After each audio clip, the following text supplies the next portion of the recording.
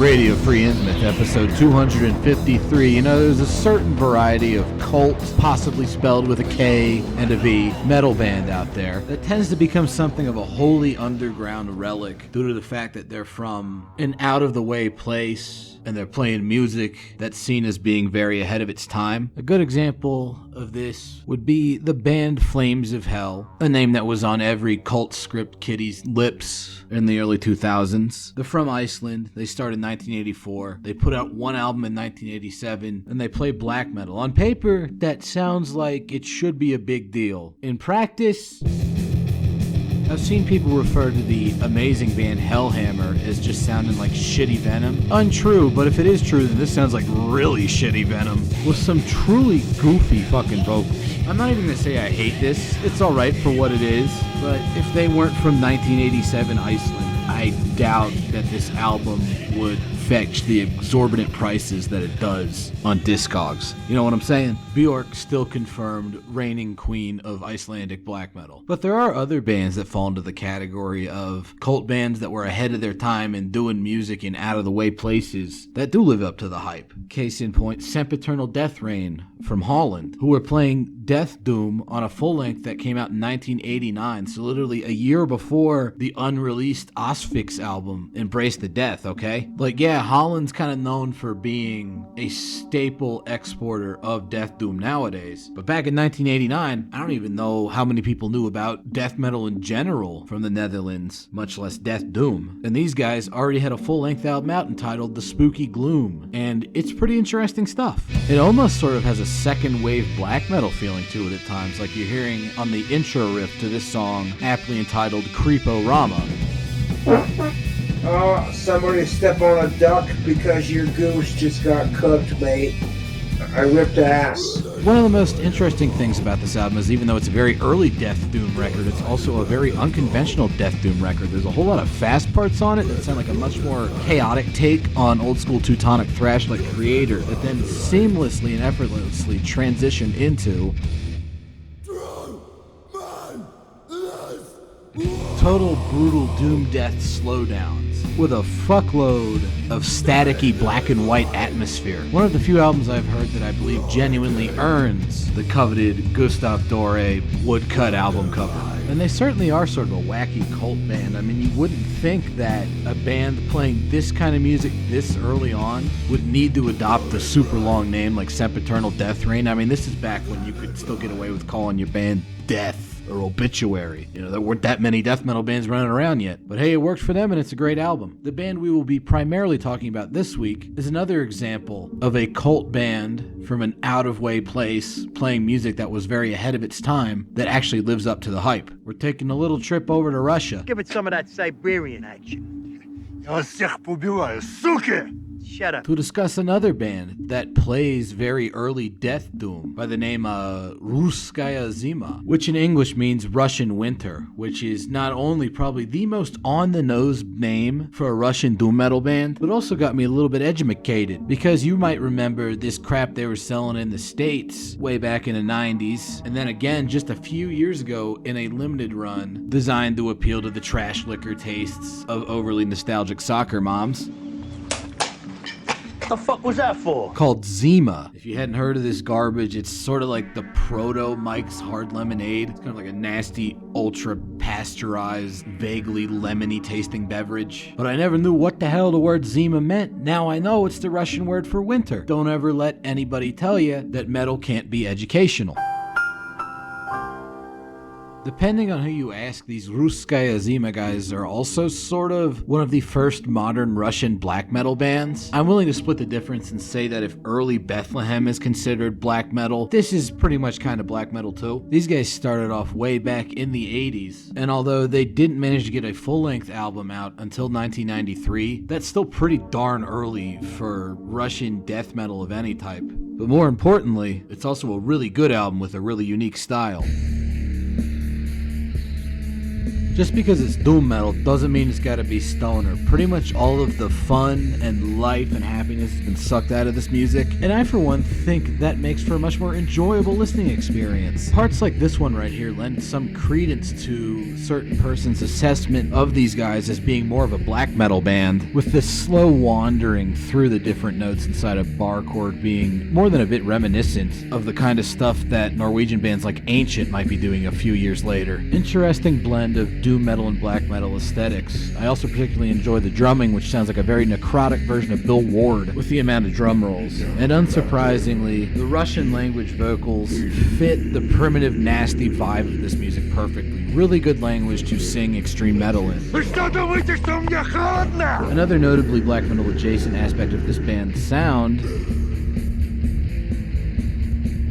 is during the faster parts where they basically turn into a Celtic Frost worship band, but with way more down-tuned and heavy sounding guitars. This vocal part coming up here is kind of weird, but I'll explain it.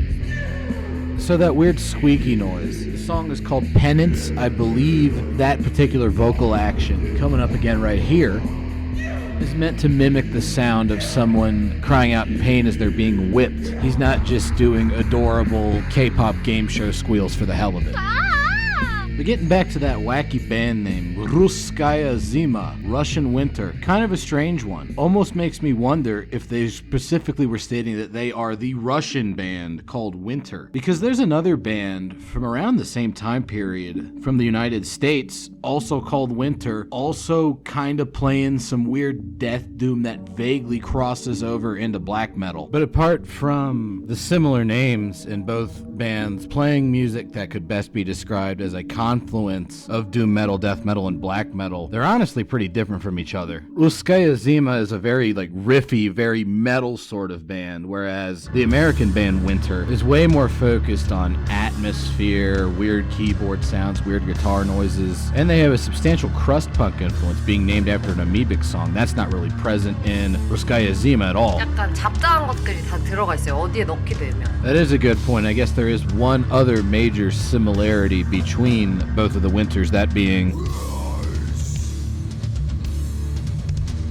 they both possess a pretty massive influence from Celtic Frost. It's incredibly noticeable in both bands. So, did Ruskaya Zima, Russian Winter, decide to call themselves Russian Winter? Because there was an American band named Winter they shared some commonalities with? I don't fucking know. Just sort of a weird, interesting musing I had. I mean, they both started, the same year. And despite being a much riffier, more death metal-y kind of band, Ruskaya Zima does also utilize some atmospheric keyboard stuff.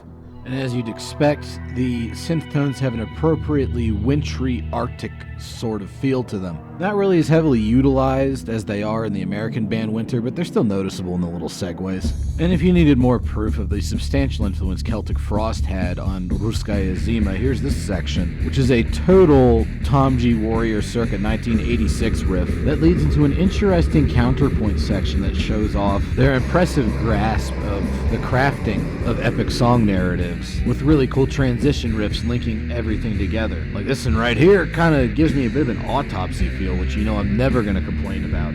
Sections like this also give them a chance to show off their lead guitar prowess, which is very unique, particularly when they do stuff like this bit right here,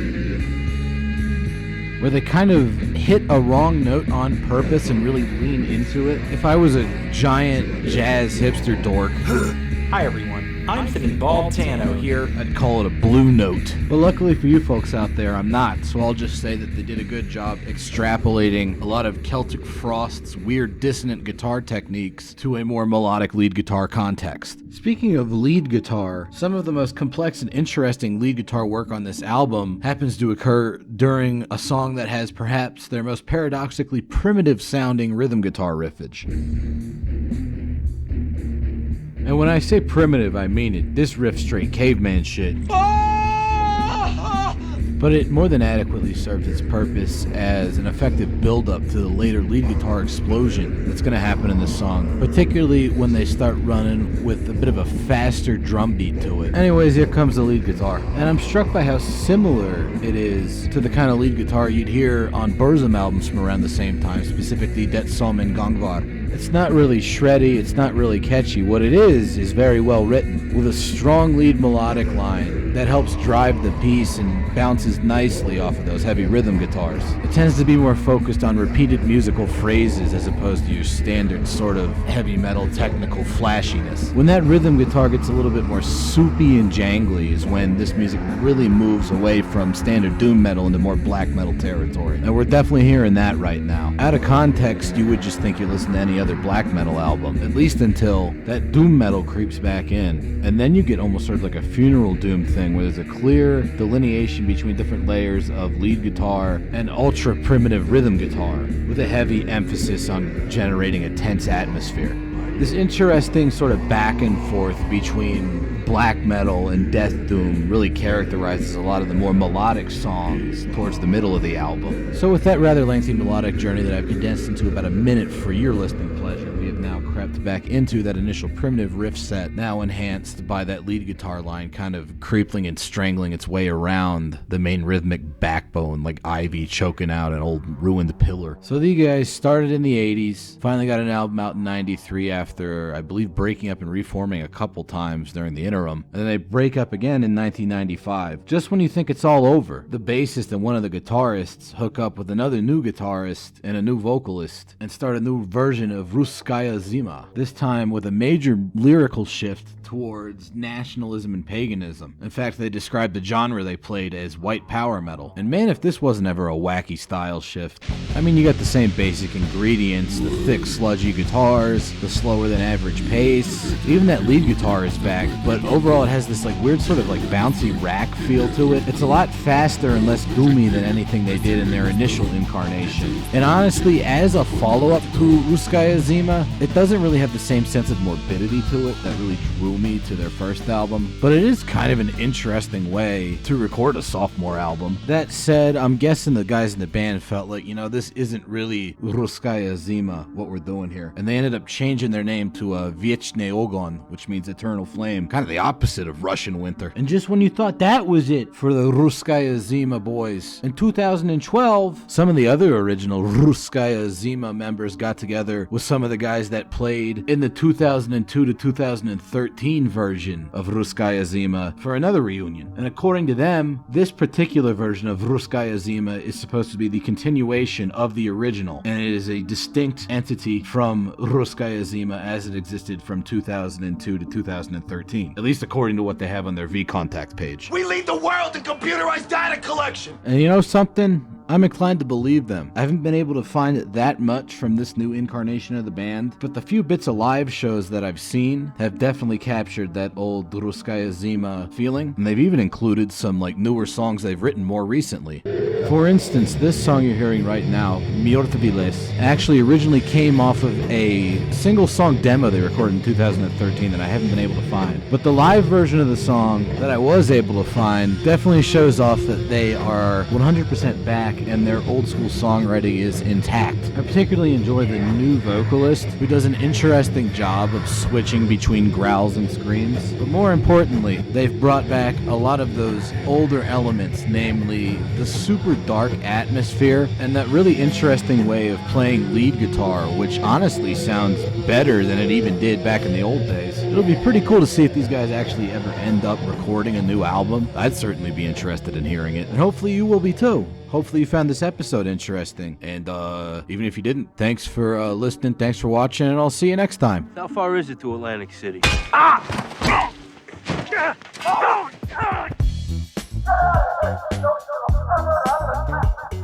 It's a bitches that it gets you.